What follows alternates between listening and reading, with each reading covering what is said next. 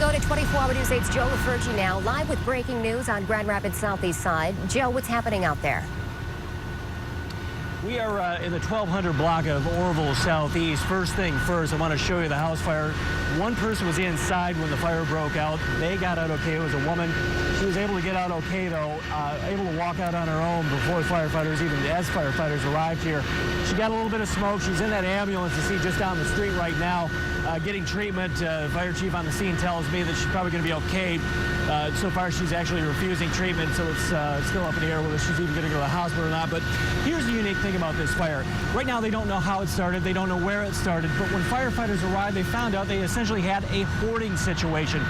Tons and tons of things inside that house. Fire chief describes it to me on certain levels of the house, it was knee-high, and other levels of the house, it was waist-high. This is a problem firefighters run into from time to time. They were fortunate this time. They did not have to go in and make a rescue. You can imagine going into a home filled with smoke, flames, that sort of thing. They can't see to begin with, and you know there's going to be furniture, you know there's going to be objects in a home. But imagine trying to get through stacks of newspaper, other types of debris to try to get to somebody. That is a very dangerous situation, could have been for these firefighters. Even with the victim out, they still had to go in and find out where the fire started and put it out, so still a tough situation for them.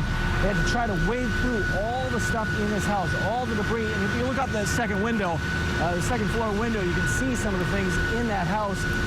Things just collected over the years. You've probably seen the stories on hoarding and the problem.